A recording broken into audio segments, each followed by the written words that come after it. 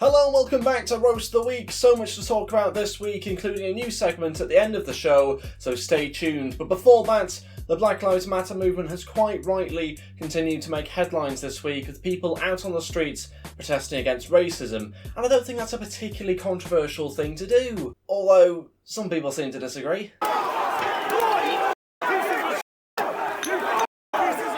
What's the guy in the green polo doing? Oh, well done, you're attacking the smallest police officer of the lot. Oh, you're tough, aren't you? And what was he doing with his hands? S Club 7 were proud of those dance moves, weren't they? Jesus Christ. I think some of them were reaching for the stars by the looks of it. Come on, let's see some hands, come on.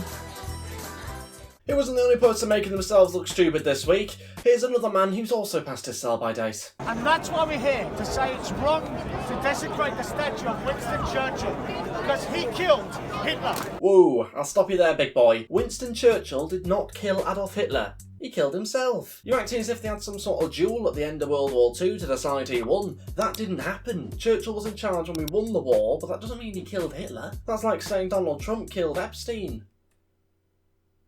Actually. So the people who were attacking the man who killed Hitler are crazy, because Hitler killed the people who wanted to kill them. Yeah. I've gone. I've well and truly gone. The way he ended the speech, like he'd just given the speech of his life. Like he was some sort of Martin Luther King type speaker. I guarantee at no point did Martin Luther King ever give a speech with a bottle of Lucozade in his hand. That never happened. Oh God, what a weird time we're living through right now. Okay, moving on. Some celebrities got together this week to make a really weird video relating to the Black Lives Matter movement. Now I'm sure it was meant to be done in good taste, but it's just really strange. I take responsibility. I take responsibility. I take responsibility. It's like they're auditioning for the next part. I mean, Aaron Paul seemed like he was in character then. Why can't they just deliver a message that seems sincere and genuine? What's with all this sort of, I take responsibility? What's that all about and all this? And oh God. I take responsibility for every unchecked moment. It's like Imagine all over again. Imagine all the people. This is the sequel that no one asked for. Every blatant injustice, no matter how big or small. I mean, I know it's supposed to be doing something positive towards the Black Lives movement, but it just doesn't seem genuine at all, does it? It can't just be me that thinks that. It is time to take responsibility. Are they putting on voices or what? It just seems like such a weird video. It sounds like they're taking the mick. I mean, I'm sure the heart's in the right place, but it just does look a bit performative, doesn't it? Staying on the subject of Black Lives Matter, it's all been kicking off with statues this week, hasn't it? A slave trader was tossed into the sea in Bristol. To be fair, there's probably some sort of poetic justice in that. I'm not sure why there's any debate over statues of slave traders. They should have been taken down a long time ago. Why have they continued to be commemorated for the terrible things they did? No one's building a statue of Harvey Weinstein, are they?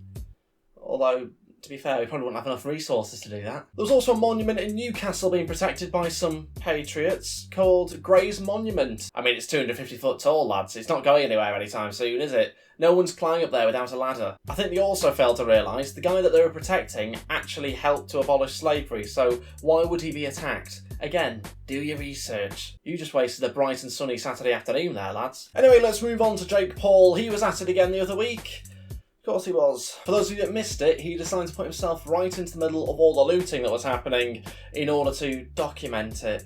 I mean, you're hardly Attenborough, are you? Let's be honest. I think saying you were documenting it is a little bit of a stretch. You'll be calling yourself a boxer soon. Hey, you can have that one. Anyway, he made a response video. It wasn't very good. So over the weekend, as I'm sure a lot of you guys probably saw, I became the #1 trending topic on Twitter. Not really the sort of way you should start off one of these videos, by bragging about being #1 trending, for being involved with people that were looting. It's hardly much to brag about, is it? I made the poor decision to go inside of the mall. And at the time, my mindset was that I wanted to document this experience because I've never seen anything like it in my life. Okay, long story short, he was inside a shopping mall when he shouldn't have been. He also had a fundraiser on the side of his video, which is a great idea, but it's someone else's fundraiser, and to make it worse, he takes credit for the total amount raised, despite most of it not actually being from him. Imagine you make a video about Black Lives Matter and you put a fundraiser and it raises around $32,000 within the first 3 days. Now imagine Jake Paul makes a video 3 days later and puts your fundraiser, that's me, the organizer, And then you go to Jake Paul's Twitter and you see that he's taken all the credit that you raised. And then you got people saying, I love you so much for doing this. It's the digital equivalent of nicking a charity fundraising box, popping it in your own box, and then cheering about how much money you've made. It's such a weird thing to do, isn't it? It's like he tries to do the right thing, but never goes about it in the right way. He's also just got charged for criminal trespassing and unlawful assembly as well. Should probably mention that. Turns out you can't break into a shopping mall. Who'd have thought it? Not Jake Paul, clearly. He's now facing up to 6 months in jail. I'm sure he'll be fine though. The thing about jail is, it's every day, bro. I'm sorry, it's been a long week. Okay, on that note, we'll move on to the final feature of the show. It's called Agony Ed. It's a new part of the show where you send in your problems to gotproblems@mail.com and I respond to them. Yes, that's mail.com, not Gmail. If you want this to be a regular thing, then just let me know in the comment section below. I mean, to be fair, you sent a lot more emails than I expected. We've got a female email. Get in there. Love that. 30% female audience. Hello. This one's titled Lesbian Drama. So, if you've got any lesbian dramas, I'm the guy to come to here, okay? Clearly. And this one says, Hello Ed, it's 4 in the morning and my sleeper self has decided it's a good idea to send you my problems, haha. So, there's this girl who I sit next to in class, brackets, when there was school. We always messed about and she's really funny and I would defo go there, you know? The problem is, we're both known as the gay ones. So if we were to go out, this would be a whole drama and it just wouldn't be a vibe. So I was like, okay, no dating this girl because it's definitely not worth it and it'll just blow up in my face. And I could deal with that until lockdown. During lockdown, we've legit spoken every day and we've got so much closer. I sense that she's kind of into me, but I don't know if I should go for it. Because 1, the drama.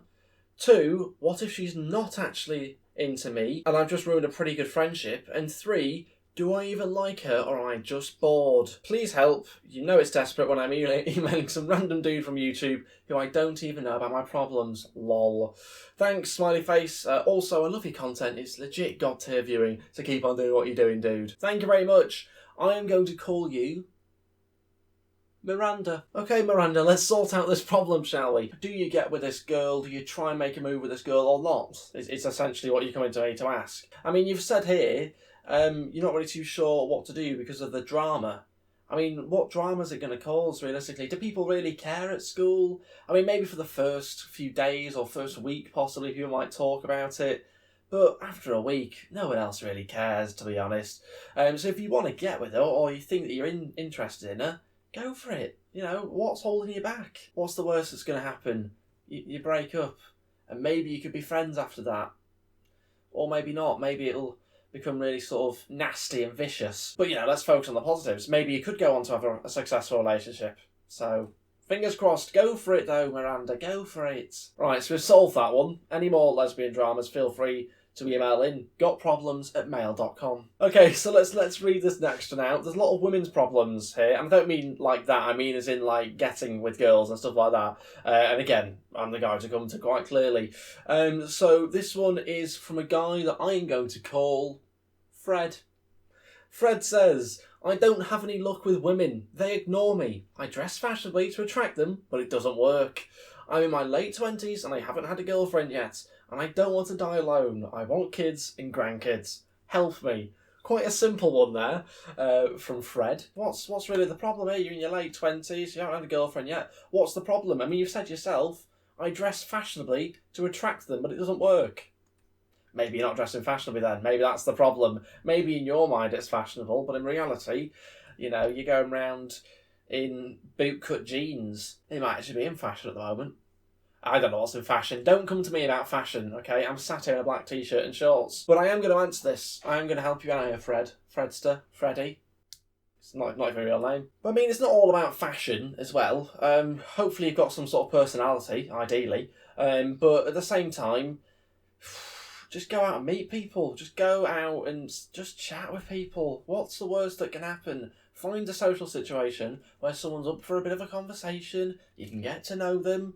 Hopefully they're not married with kids, hopefully they're single, that always helps. Go out and meet people, meet new people. Go to, I don't know, where do people meet? Bars.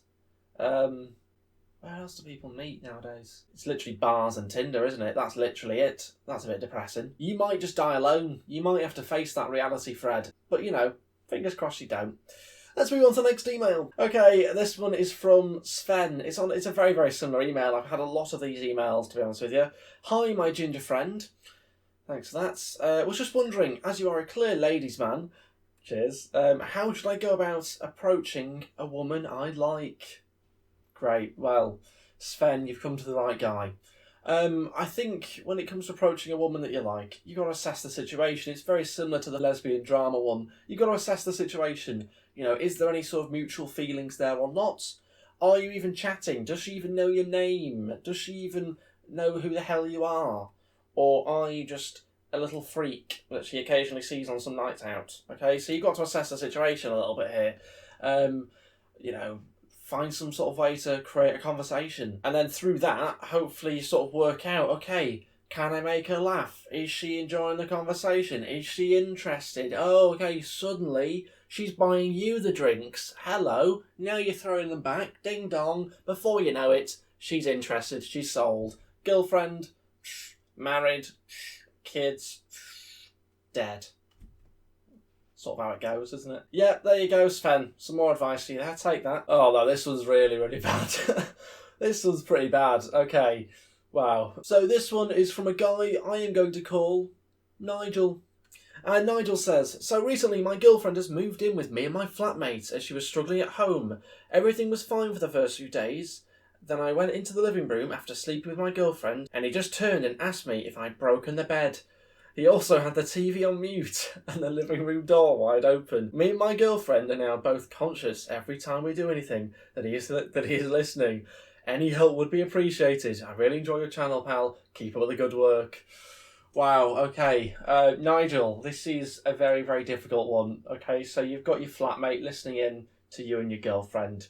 Awkward, to say the least. What is the solution here? Kick out the flatmate, make him homeless?